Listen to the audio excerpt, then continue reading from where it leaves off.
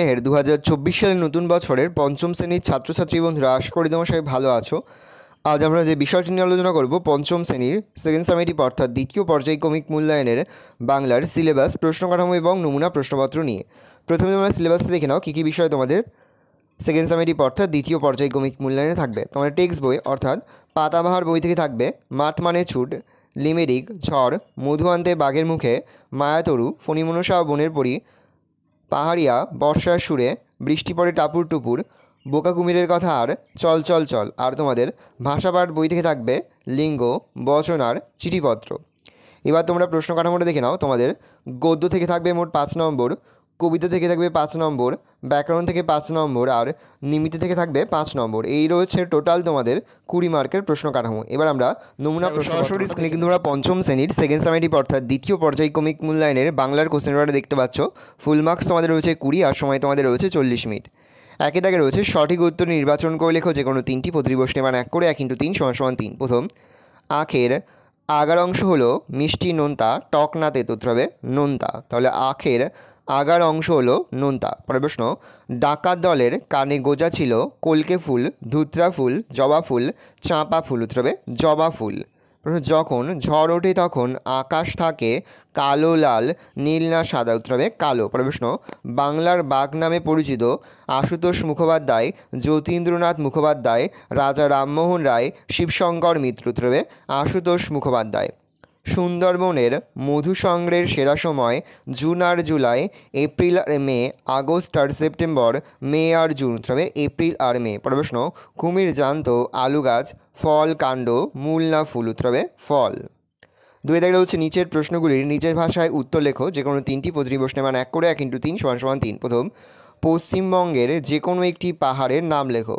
পুরুলিয়া জেলার অযোধ্যা পাহাড়। প্রশ্ন, লিমেরিকের লেখককে, উত্তর লিখবে এডওয়ার্ড লিয়ার। প্রশ্ন, মেয়েটির কি ভারী ভালো লাগলো, উত্তর লিখবে আকাশখানা একেবারে কালো দেখে মেয়েটির ভারী ভালো লাগলো।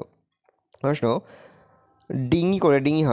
ডিঙি করে মধু সংগ্রহ করতে কে কে গিয়েছিল, দেখবে ধনায়, আরজান এবং কফিল গিয়েছিল। প্রশ্ন, মায়াতরু শব্দের অর্থ কি, উত্তর লিখবে মায়াবী গাছ। পরের প্রশ্ন, প্রথমবার আবেদনে ফণিমনসার গাছ জুড়ে কেমন পাতা হয়েছিল? প্রথমবার আবেদনে ফণিমনসার গাছ জুড়ে সোনার পাতা হয়েছিল। তিনি তাকে রয়েছে নিচের যে কোনো 2টি প্রশ্নের উত্তর দাও। প্রশ্নের মান 2 করে 2 × 2 = 4। প্রথম, একবার খরার সময় বৃষ্টি না হওয়ার দরুন কী হয়েছিল?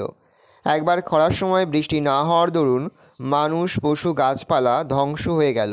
সব পশুরা ভাবতে লাগলো কিভাবে পৃথিবীকে রক্ষা করা যায়। ব্যাঙ স্বেচ্ছায় ঠিক করলো এর জন্য ভগবানের দ্বারস্থ হবে সে। তার কথা শুনে অন্যান্য পশু পতঙ্গ ব্যাঙের সঙ্গী হিসাবে ভগবানের কাছে যাবার ইচ্ছা প্রকাশ করলো। অবশেষে ভগবানের প্রাসাদে গিয়ে তারা বুঝেছিল রাজ্যে এত অভাব ও কষ্টের কারণ। সবশেষে ভগবান তার মন্ত্রীদের শাস্তির ব্যবস্থা করলেন এবং ব্যাঙ তাদের জয়ের বার্তা নিয়ে পুকুরে নামতেই বৃষ্টি শুরু হলো। পরের প্রশ্ন, পালিয়ে গেল অনেক দূরে। কে পালিয়ে গেল এবং কেন? তো লিখবে কালবৈশাখী ঝড় পালিয়ে গেল। চৈত্র বৈশাখ মাসে দুপুরবেলা হঠাৎ সারা আকাশ কালো করে ধুলো উড়িয়ে কালবৈশাখী ঝড়ের আবির্ভাব হয়। এই ঝড় বেশিক্ষণ ধরে স্থায়ী হয় না।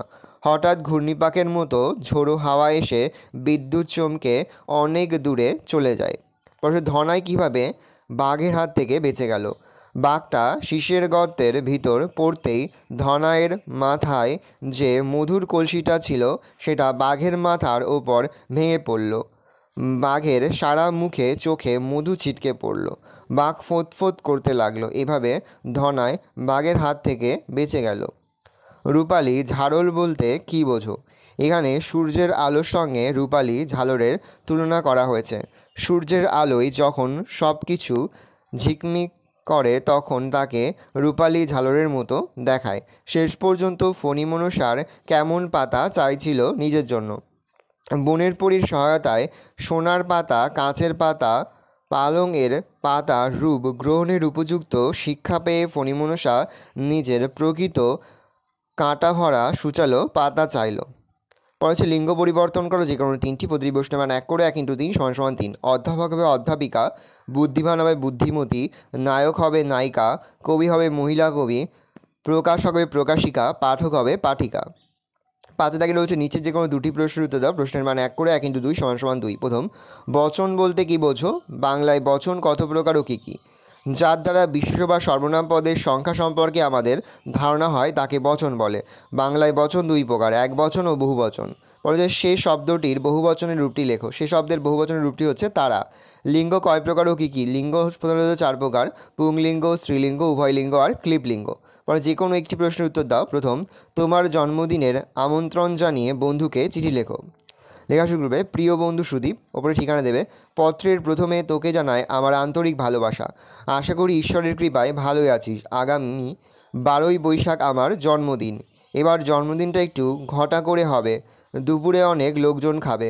রাতে আলোকসজ্জায় বাড়ি সজ্জিত করা হবে। মাইকে গান বাজবে, বাড়িতে অনেক কুটুম আসবে। সন্ধ্যার দিকে কেক কাটা হবে। কাজল, দীপু, সমীর, শিখা, মনিকা, দিশা, আয়েশা, তিথি ওরা সবাই থাকবে। সঙ্গে তুই থাকলে খুব আনন্দ হবে। ওই দিন সকালে তোর দিদি মিলিকে সঙ্গে করে চলে আসবি। সকাল 9টার ট্রেন আছে, ওই ট্রেনে চলে আসবি। আমি স্টেশনে দাঁড়িয়ে থাকবো। বিশেষ কিছু লিখছি না, দেখা হলে সামনাসামনি সব কথা হবে। তোর বাবা মাকে প্রণাম জানিয়ে শেষ করলাম। ইতি, তোর প্রিয় বন্ধু। তোমরা তোমাদের নাম লিখবে। এবার ঠিকানাটা বসাবে।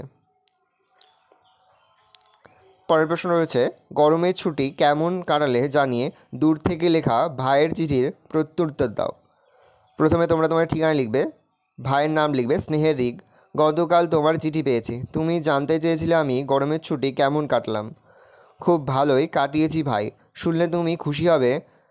আমরা গরমের ছুটিতে লাভা, লোলেগাঁও ও ঋষভে কয়েকজন বন্ধু দল বেঁধে বেড়াতে গিয়েছিলাম।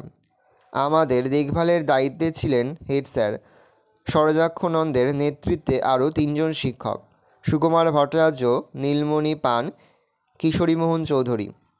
প্যারা চেঞ্জ করে লিখবে, এই সময় এখানকার আবহাওয়া অতি মনোরম, ভাষায় ঠিকঠাক বলা যায় না। দুঃখ একটাই, বরফের সন্ধান পাইনি। তাহলেও প্রাকৃতিক সৌন্দর্য আমাদের যেভাবে মুগ্ধ করেছে তা জীবনে ভোলা সম্ভব নয়। ঋষভ থেকে কাঞ্চনজঙ্ঘা শৃঙ্গের অপূর্ব দৃশ্য দেখে আমি খুবই আপ্লুত হয়েছি। আমাদের ওখানকার মতো গরমের তীব্রতা না থাকলেও শীতের মাধুর্য ছিল। তুমি গরমের ছুটি কেমন কাটালে তা আমাকে জানাবে। বাড়িতে বাবা মা ও অন্যরা কে কেমন আছে জানিও। ভালোবাসা নিও। ইতি, তোর দাদা। এবার এদিকে তোমরা তোমার ভাইয়ের ঠিকানাটা লিখবে। ওপরে তোমাদের ঠিকানা আর নিচে ভাইয়ের ঠিকানা। ভালো করে দেখে নাও। এই রয়েছে টোটাল তোমাদের সেকেন্ড সামেটিভ অর্থাৎ দ্বিতীয় পর্যায়ক্রমিক মূল্যায়নের 5ম শ্রেণীর বাংলার কোশ্চেন পেপার। ভালো তোমরা কোশ্চেন পেপারটা দেখে নাও। এই ধরনের কোশ্চেন প্যাটার্নেই কিন্তু প্রতিটি স্কুলে তোমাদের কিন্তু ফার্স্ট সামেটিভ অর্থাৎ প্রথম পর্যায়ক্রমিক মূল্যায়নের প্রশ্নপত্র হবে। সেহেতু ভালো করে তোমরা কোশ্চেন পেপারটা দেখে নাও। আশা করি ভিডিওটা ভালো লেগেছে। ভিডিওটা ভালো লাগলে ভিডিও লাইক করতে একদমই ভুলবে না। আর আমার চ্যানেল নতুন হাওয়াত লাল কালার সাবস্ক্রাইব প্রেস করে পাশে বেল আইকনটা প্রেস করে যখন নতুন করে ভিডিও আপলোড করি সবার ফার্স্ট নোটিফিকেশন তোমরা পেয়ে যাও। আর এই ভিডিওটি তোমার বন্ধু বান্ধবী আত্মীয়স্বজন সবার মধ্যে কিন্তু অনেক শেয়ার করে দেয় যারা এবছর 5ম শ্রেণীতে পড়ছে। আমরা কিন্তু ইতিমধ্যে 5ম শ্রেণীর প্রতি বিষয়ে সিলেবাস, প্রশ্নকাঠামো এবং নমুনা প্রশ্নপত্র কিন্তু আপলোড করে দিয়েছি। তোমাদের এখনও পর্যন্ত সেই ভিডিওগুলো না দেখে থাকো, ভিডিওগুলো কিন্তু তাড়াতাড়ি দেখে নাও। তোমাদের সকলকে জানাই আগাম পরীক্ষার অনেক শুভেচ্ছা এবং অভিনন্দন। আশা করি সকলের পরীক্ষায় খুব ভালো হবে। ভালো করে তোমরা কোশ্চেন পেপারটা দেখে নাও।